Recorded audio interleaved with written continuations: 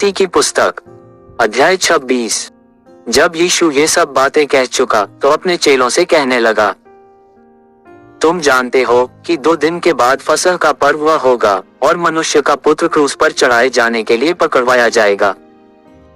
तब महायाजक और प्रजा के पुरनिये काइफा नाम महायाजक के आंगन में इकट्ठे हुए और आपस में विचार करने लगे कि यीशु को छल से पकड़कर मार डालें। परंतु वे कहते थे कि पर्व के समय नहीं, कहीं ऐसा न हो कि लोगों में बलवा मच जाए। जब यीशु बैतनिय्याह में शमौन कोढ़ी के घर में था तो एक स्त्री संगमरमर के पात्र में बहुमूल्य इत्र लेकर उसके पास आए और जब वह भोजन करने बैठा था तो उसके सिर पर उंडेल दिया। ये देखकर उसके चेले रिसाए और कहने लगे, इसका क्यों सत्यानाश किया गया? ये तो अच्छे दाम पर बिककर कंगालों को बांटा जा सकता था। ये जानकर यीशु ने उनसे कहा, स्त्री को क्यों सताते हो? उसने मेरे साथ भलाई की है। कंगाल तुम्हारे साथ सदा रहते हैं, परंतु मैं तुम्हारे साथ सदैव न रहूंगा।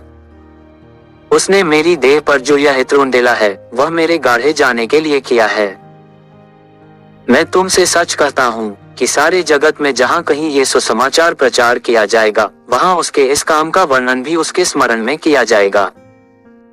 तब यहूदा इस्करियोती नाम 12 चेलों में से एक ने महायाजकों के पास जाकर कहा, यदि मैं उसे तुम्हारे हाथ पकड़वा दूं तो मुझे क्या दोगे? उन्होंने उसे 30 चांदी के सिक्के तौलकर दे दिए और वह उसी समय से उसे पकड़वाने का अवसर ढूंढने लगा। अख़मीरी रोटी के पर्व के पहले दिन चेले यीशु के पास आकर पूछने लगे, तू कहाँ चाहता है कि हम तेरे लिए फसह खाने की तैयारी करें? उसने कहा, नगर में फुलाने के पास जाकर उससे कहो कि गुरु कहता है कि मेरा समय निकट है, मैं अपने चेलों के साथ तेरे यहाँ पर्व मनाऊंगा। सो चेलों ने यीशु की आज्ञा मानी और फसह तैयार किया। जब सांझ हुई तो वह 12 के साथ भोजन करने के लिए बैठा। जब वे खा रहे थे तो उसने कहा, मैं तुमसे सच कहता हूँ कि तुम में से एक मुझे पकड़वाएगा। इस पर वे बहुत उदास हुए और हर एक उससे पूछने लगा, हे गुरु, क्या वह मैं हूँ? उसने उत्तर दिया कि जिसने मेरे साथ थाली में हाथ डाला है वही मुझे पकड़वाएगा। मनुष्य का पुत्र तो जैसा उसके विषय में लिखा है जाता ही है, परंतु उस मनुष्य के लिए शोक है जिसके द्वारा मनुष्य का पुत्र पकड़वाया जाता है। यदि उस मनुष्य का जन्म न होता तो उसके लिए भला होता। तब उसके पकड़वाने वाले यहूदा ने कहा कि हे रब्बी, क्या वह मैं हूँ? उसने उससे कहा, तू कह चुका। जब वे खा रहे थे तो यीशु ने रोटी ली और आशीष मांगकर तोड़ी और चेलों को देकर कहा, लो खाओ, यह मेरी देह है। फिर उसने कटोरा लेकर धन्यवाद किया और उन्हें देकर कहा, तुम सब इसमें से पियो, क्योंकि यह वाचा का मेरा वह लोहू है जो बहुतों के लिए पापों की क्षमा के निमित्त बहाया जाता है। मैं तुमसे कहता हूँ कि दाख का ये रस उस दिन तक कभी ना पीऊंगा जब तक तुम्हारे साथ अपने पिता के राज्य में नया ना पीऊं। फिर वे भजन गाकर जैतून पहाड़ पर गए। तब यीशु ने उनसे कहा, तुम सब आज ही रात को मेरे विषय में ठोकर खाओगे, क्योंकि लिखा है कि मैं चरवाहे को मारूंगा और झुंड की भेड़ें तितर बितर हो जाएंगी। परंतु मैं अपने जी उठने के बाद तुमसे पहले गलील को जाऊंगा। इस पर पतरस ने उससे कहा, यदि सब तेरे विषय में ठोकर खाएं तो खाएं, परंतु मैं कभी भी ठोकर ना खाऊंगा। यीशु ने उससे कहा, मैं तुमसे सच कहता हूँ कि आज ही रात को मुर्गे के बांग देने से पहले तू 3 बार मुझसे मुकर जाएगा। पतरस ने उससे कहा, यदि मुझे तेरे साथ मरना भी हो तो भी मैं तुझसे कभी न मुकरूंगा। और ऐसा ही सब चेलों ने भी कहा। तब यीशु ने अपने चेलों के साथ गतसमनी नाम एक स्थान में आया और अपने चेलों से कहने लगा कि यहीं बैठे रहना जब तक कि मैं वहां जाकर प्रार्थना करूं। और वह पतरस और जब्दी के दोनों पुत्रों को साथ ले गया और उदास और व्याकुल होने लगा। तब उसने उनसे कहा, मेरा जी बहुत उदास है, यहाँ तक कि मेरे प्राण निकला चाहते। तुम यहीं ठहरो और मेरे साथ जागते रहो। फिर वह थोड़ा और आगे बढ़कर मुंह के बल गिरा और यह प्रार्थना करने लगा कि हे मेरे पिता, यदि हो सके तो यह कटोरा मुझसे टल जाए, तो भी जैसा मैं चाहता हूँ वैसा नहीं, परंतु जैसा तू चाहता है वैसा ही हो। फिर चेलों के पास आकर उन्हें सोते पाया और पतरस से कहा, क्या तुम मेरे साथ एक घड़ी भी न जाग सके? जागते रहो और प्रार्थना करते रहो कि तुम परीक्षा में न पड़ो। आत्मा तो तैयार है परंतु शरीर दुर्बल है। फिर उसने दूसरी बार जाकर यह प्रार्थना की कि हे मेरे पिता, यदि यह मेरे पिए बिना नहीं हट सकता तो तेरी इच्छा पूरी हो। तब उसने आकर उन्हें फिर सोते पाया, क्योंकि उनकी आंखें नींद से भरी थीं। और उन्हें छोड़कर फिर चला गया और वही बात फिर कहकर तीसरी बार प्रार्थना की। तब उसने चेलों के पास आकर उनसे कहा, अब सोते रहो और विश्राम करो। देखो, घड़ी आ पहुंची है और मनुष्य का पुत्र पापियों के हाथ पकड़वाया जाता है। उठो, चलें, देखो मेरा पकड़वाने वाला निकट आ पहुंचा है। वह ये कह ही रहा था कि देखो, यहूदा जो 12 में से एक था, आया और उसके साथ महायाजकों और लोगों के पुरनियों की ओर से बड़ी भीड़ तलवारें और लाठियां लिए हुए आई। उसके पकड़वाने वाले ने उन्हें ये पता दिया था कि जिसको मैं चूम लूं वही है, उसे पकड़ लेना। और तुरंत यीशु के पास आकर कहा, हे रब्बी नमस्कार, और उसको बहुत चूमा। यीशु ने उससे कहा, हे मित्र, जिस काम के लिए तू आया है उसे कर ले। तब उन्होंने पास आकर यीशु पर हाथ डाले और उसे पकड़ लिया। और देखो, यीशु के साथियों में से एक ने हाथ बढ़ाकर अपनी तलवार खींच ली और महायाजक के दास पर चलाकर उसका कान उड़ा दिया। तब यीशु ने उससे कहा, अपनी तलवार काठी में रख ले, क्योंकि जो तलवार चलाते हैं वे सब तलवार से नाश किए जाएंगे। क्या तू नहीं समझता कि मैं अपने पिता से विनती कर सकता हूँ और वह स्वर्गदूतों की 12 पलटन से अधिक मेरे पास अभी उपस्थित कर देगा? परंतु पवित्र शास्त्र की वे बातें कि ऐसा ही होना अवश्य है, क्यों कर पूरी होंगी। उसी घड़ी यीशु ने भीड़ से कहा, क्या तुम तलवारें और लाठियां लेकर मुझे डाकू के समान पकड़ने के लिए निकले हो? मैं हर दिन मंदिर में बैठकर उपदेश दिया करता था और तुमने मुझे नहीं पकड़ा। परंतु ये सब इसलिए हुआ है कि भविष्यद्वक्ताओं के वचन के पूरे हों। तब सब चेले उसे छोड़कर भाग गए। और यीशु के पकड़ने वाले उसको काइफा नाम महायाजक के पास ले गए, जहां शास्त्री और पुरनिये इकट्ठे हुए थे। और पतरस दूर से उसके पीछे पीछे महायाजक के आंगन तक गया और भीतर जाकर अंत देखने को प्यादों के साथ बैठ गया। महायाजक और सारी महासभा यीशु को मार डालने के लिए उसके विरोध में झूठी गवाही की खोज में थे, परंतु बहुत से झूठे गवाहों के आने पर भी न पाए। अंत में 2 जनों ने आकर कहा कि उसने कहा है कि मैं परमेश्वर के मंदिर को ढा सकता हूँ और उसे 3 दिन में बना सकता हूँ। तब महायाजक ने खड़े होकर उससे कहा, क्या तू कोई उत्तर नहीं देता? ये लोग तेरे विरोध में क्या गवाही देते हैं? परंतु यीशु चुप रहा। महायाजक ने उससे कहा, मैं तुझे जीवते परमेश्वर की शपथ देता हूँ कि यदि तू परमेश्वर का पुत्र मसीह है तो हमसे कह दे। यीशु ने उससे कहा, तूने आप ही कह दिया, वरन मैं तुमसे ये भी कहता हूँ कि अब से तुम मनुष्य के पुत्र को सर्वशक्तिमान की दाहिनी ओर बैठे और आकाश के बादलों पर आते देखोगे। तब महायाजक ने अपने वस्त्र फाड़कर कहा, इसने परमेश्वर की निंदा की है, अब हमें गवाहों का क्या प्रयोजन? देखो, तुमने अभी यह निंदा सुनी है, तुम क्या समझते हो? उन्होंने उत्तर दिया, ये वध होने के योग्य है। तब उन्होंने उसके मुंह पर थूका और उसे घूंसे मारे और उन्हें थप्पड़ मार के कहा, हे मसीह, हमसे भविष्यद्वाणी करके कह कि किसने तुझे मारा। और पतरस बाहर आंगन में बैठा हुआ था कि एक दासी ने उसके पास आकर कहा, तू भी यीशु गलीली के साथ था।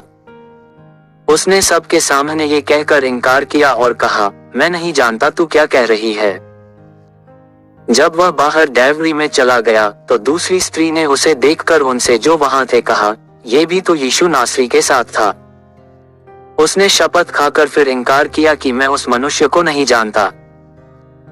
थोड़ी देर के बाद जो वहां खड़े थे उन्होंने पतरस के पास आकर उससे कहा, सचमुच तू भी उनमें से एक है, क्योंकि तेरी बोली तेरा भेद खोल देती है।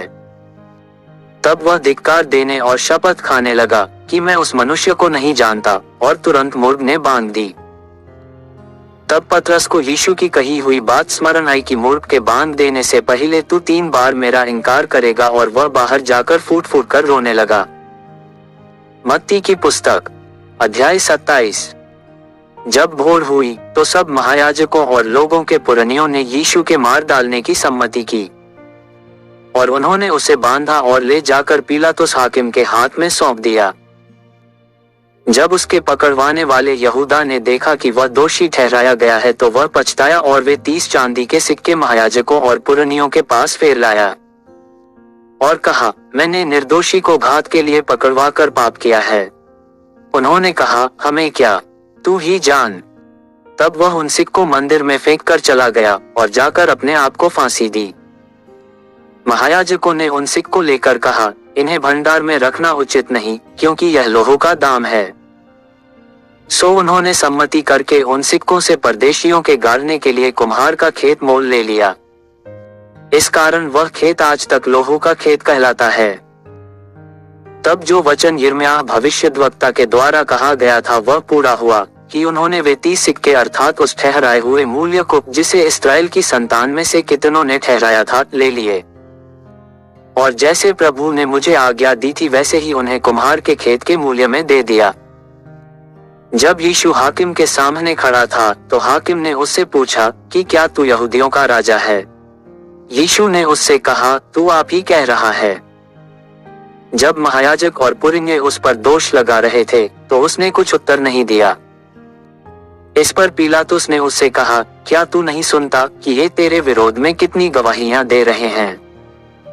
परंतु उसने उसको एक बात का भी उत्तर नहीं दिया, यहाँ तक कि हाकिम को बड़ा आश्चर्य हुआ। और हाकिम की यह रीति थी कि उस पर्व में लोगों के लिए किसी एक बंधुए को जिसे वे चाहते थे छोड़ देता था। उस समय बरअब्बा नाम उन्हीं में का एक नामी बंधुआ था। सो जब वे इकट्ठे हुए तो पिलातुस ने उनसे कहा, तुम किसको चाहते हो कि मैं तुम्हारे लिए छोड़ दूं? बरअब्बा को या यीशु को जो मसीह कहलाता है? क्योंकि वह जानता था कि उन्होंने उसे दाह से पकड़वाया है।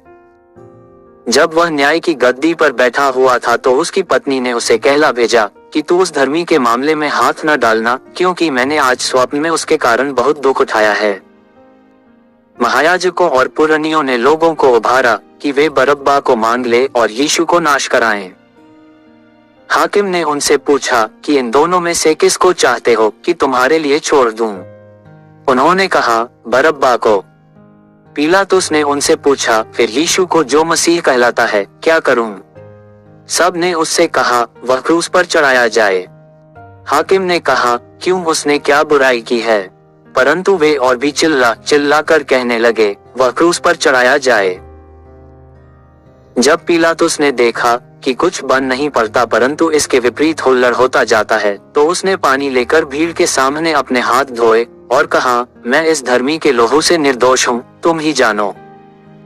सब लोगों ने उत्तर दिया कि इसका लोहू हम पर और हमारी संतान पर हो। इस पर उसने बरअब्बा को उनके लिए छोड़ दिया और यीशु को कोड़े लगवाकर सौंप दिया कि क्रूस पर चढ़ाया जाए। तब हाकिम के सिपाहियों ने यीशु को किले में ले जाकर सारी पलटन उसके चहुओर इकट्ठी की और उसके कपड़े उतारकर उसे किरिमजी बागा पहनाया और कांटों को मुकुट गूंथ कर उसके सिर पर रखा और उसके दाहिने हाथ में सरकंडा दिया और उसके आगे घुटने टेक कर उसे ठट्ठे में उड़ाने लगे कि हे यहूदियों के राजा नमस्कार, और उस पर थूका और वही सरकंडा लेकर उसके सिर पर मारने लगे। जब वे उसका ठट्ठा कर चुके तो वह बागा उस पर से उतार कर फिर उसी के कपड़े उसे पहनाए और क्रूस पर चढ़ाने के लिए ले चले। बाहर जाते हुए उन्हें शमौन नाम एक कुरेनी मनुष्य मिला। उन्होंने उसे बेगार में पकड़ा कि उसका क्रूस उठा ले चले और उस स्थान पर जो गुलगुता नाम की जगह अर्थात खोपड़ी का स्थान कहलाता है पहुंचकर उन्होंने पित्त मिलाया हुआ दाखरस उसे पीने को दिया, परंतु उसने चखकर पीना न चाहा। तब उन्होंने उसे क्रूस पर चढ़ाया और चिट्ठियां डालकर उसके कपड़े बांट लिए और वहां बैठकर उसका पहरा देने लगे और उसका दोष पत्र उसके सिर के ऊपर लगाया कि ये यहूदियों का राजा यीशु है। तब उसके साथ 2 डाकू एक दाहिने और एक बाएं क्रूसों पर चढ़ाए गए और आने जाने वाले सिर हिला हिलाकर उसकी निंदा करते थे और यह कहते थे कि हे मंदिर के ढाने वाले और 3 दिन में बनाने वाले, अपने आप को तो बचा, यदि तू परमेश्वर का पुत्र है तो क्रूस पर से उतरा। इसी रीति से महायाजक भी शास्त्रियों और पुरनियों समेत ठट्ठा कर करके कहते थे, इसने औरों को बचाया और अपने को नहीं बचा सकता। ये तो इस्राएल का राजा है। अब क्रूस पर से उतर आए तो हम उस पर विश्वास करें। उसने परमेश्वर का भरोसा रखा है, यदि वह इसको चाहता है तो अब इसे छुड़ा ले, क्योंकि इसने कहा था कि मैं परमेश्वर का पुत्र हूँ। इसी प्रकार डाकू भी जो उसके साथ क्रूसों पर चढ़ाए गए थे उसकी निंदा करते थे। दोपहर से लेकर तीसरे पहर तक उस सारे देश में अंधेरा छाया रहा। तीसरे पहर के निकट यीशु ने बड़े शब्द से पुकार कर कहा, एली एली लमा शबक्तनी, अर्थात हे मेरे परमेश्वर तूने मुझे क्यों छोड़ दिया। जो वहां खड़े थे उनमें से कितनों ने ये सुनकर कहा, वह तो एलियाह को पुकारता है। उनमें से एक तुरंत दौड़ा और स्पंज लेकर सिरके में डुबोया और सरकंडे पर रखकर उसे चुसाया। और उन्हें कहा, रह जाओ, देखें एलियाह उसे बचाने आता है कि नहीं। तब यीशु ने फिर बड़े शब्द से चिल्लाकर प्राण छोड़ दिए। और देखो, मंदिर का पर्दा ऊपर से नीचे तक फटकर 2 टुकड़े हो गया और धरती डोल गई और चट्टानें तड़क गईं। और कब्रें खुल गईं और सोए हुए पवित्र लोगों की बहुत लोथें जी उठीं। और उसके जी उठने के बाद वे कब्रों में से निकलकर पवित्र नगर में गए और बहुतों को दिखाई दिए। तब सूबेदार और जो उसके साथ यीशु का पहरा दे रहे थे, भूइंडोल और जो कुछ हुआ था देखकर अत्यंत डर गए और कहा, सचमुच ये परमेश्वर का पुत्र था। वहां बहुत सी स्त्रियां जो गलील से यीशु की सेवा करती हुई उसके साथ आई थीं, दूर से ये देख रही थीं। उनमें मरियम मगदलीनी और याकूब और योसेस की माता मरियम और जब्दी के पुत्रों की माता थीं। जब सांझ हुई तो यूसुफ नाम अरिमतियाह का एक धनी मनुष्य जो आप ही यीशु का चेला था आया। उसने पीलातुस के पास जाकर यीशु की लोथ मांगी। इस पर पीलातुस ने दे देने की आज्ञा दी। यूसुफ ने लोथ को लेकर उसे उजवल चादर में लपेटा और उसे अपनी नई कब्र में रखा जो उसने चट्टान में खुदवाई थी, और कब्र के द्वार पर बड़ा पत्थर लुढ़का कर चला गया। और मरियम मगदलीनी और दूसरी मरियम वहां कब्र के सामने बैठी थीं। दूसरे दिन जो तैयारी के दिन के बाद का दिन था, महायाजकों और फरीसियों ने पीलातुस के पास इकट्ठे होकर कहा, हे महाराज, हमें स्मरण है कि उस भरमाने वाले ने अपने जीते जी कहा था कि मैं 3 दिन के बाद जी उठूंगा। सो आज्ञा दे कि तीसरे दिन तक कब्र की रखवाली की जाए, ऐसा न हो कि उसके चेले आकर उसे चुरा ले जाएं और लोगों से कहने लगे कि वह मरे हुओं में से जी उठा है। तब पिछला धोखा पहले से भी बुरा होगा। पीलातुस ने उनसे कहा, तुम्हारे पास पहलुए तो हैं, जाओ अपनी समझ के अनुसार रखवाली करो। सो वे पहलुओं को साथ लेकर गए और पत्थर पर मुहर लगाकर कब्र की रखवाली की। मत्ती की पुस्तक अध्याय 28। सबत के दिन के बाद सप्ताह के पहले दिन पर फरते ही मरियम मगदलीनी और दूसरी मरियम कब्र को देखने आईं। और देखो, एक बड़ा भूडोल हुआ, क्योंकि प्रभु का एक दूत स्वर्ग से उतरा और पास आकर उसने पत्थर को लुढ़का दिया और उस पर बैठ गया। उसका रूप बिजली का सा और उसका वस्त्र पाले की नाई उज्ज्वल था। उसके भय से पहलुए कांप उठे और मृतक समान हो गए। स्वर्गदूत ने स्त्रियों से कहा कि तुम मत डरो, मैं जानता हूं कि तुम यीशु को जो क्रूस पर चढ़ाया गया था ढूंढती हो। वह यहाँ नहीं है, परंतु अपने वचन के अनुसार जी उठा है। आओ, ये स्थान देखो जहाँ प्रभु पड़ा था। और शीघ्र जाकर उसके चेलों से कहो कि वह मृतकों में से जी उठा है, और देखो वह तुमसे पहले गलील को जाता है, वहां उसका दर्शन पाओगे। देखो, मैंने तुमसे कह दिया। और वे भय और बड़े आनंद के साथ कब्र से शीघ्र लौटकर उसके चेलों को समाचार देने के लिए दौड़ गई। और देखो, यीशु उन्हें मिला और कहा, सलाम, और उन्होंने पास आकर और उसके पांव पकड़कर उसको दंडवत किया। तब यीशु ने उनसे कहा, मत डरो, मेरे भाइयों से जाकर कहो कि गलील को चले जाएं, वहां मुझे देखेंगे। वे जा ही रही थी कि देखो, पहलुओं में से कितनों ने नगर में आकर पूरा हाल महायाजकों से कह सुनाया। तब उन्होंने पुरनियों के साथ इकट्ठे होकर सम्मति की और सिपाहियों को बहुत चांदी देकर कहा कि यह कहना कि रात को जब हम सो रहे थे तो उसके चेले आकर उसे चुरा ले गए। और यदि यह बात हाकिम के कान तक पहुंचेगी तो हम उसे समझा लेंगे और तुम्हें जोखिम से बचा लेंगे। सो उन्होंने रूपे लेकर जैसा सिखाए गए थे वैसा ही किया, और यह बात आज तक यहूदियों में प्रचलित है। और 11 चेले गलील में उस पहाड़ पर गए जिसे यीशु ने उन्हें बताया था। और उन्होंने उसके दर्शन पाकर उसे प्रणाम किया, पर किसी किसी को संदेह हुआ। यीशु ने उनके पास आकर कहा कि स्वर्ग और पृथ्वी का सारा अधिकार मुझे दिया गया है। इसलिए तुम जाकर सब जातियों के लोगों को चेला बनाओ और उन्हें पिता और पुत्र और पवित्र आत्मा के नाम से बपतिस्मा दो, और उन्हें सब बातें जो मैंने तुम्हें आज्ञा दी है मानना सिखाओ, और देखो मैं जगत के अंत तक सदैव तुम्हारे संग हूँ।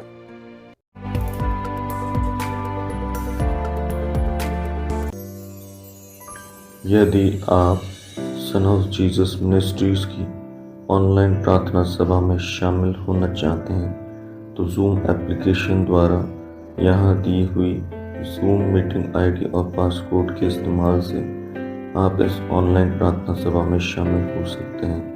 प्रार्थना का समय रात 9 बजे से 2 बजे तक है। इन पवित्र वचनों को सुनने से परमेश्वर आपको और आपके परिवार को आशीष दे और आपकी सारी परेशानियां दूर करे, प्रभु यीशु मसीह के नाम में। आप अपने दान और दशमांश परमेश्वर की सेवा के लिए हमें चर्च में फ़ोन पे, जी पे, पेटीएम के द्वारा या फिर इस अकाउंट में भेज सकते हैं। जय मसीह।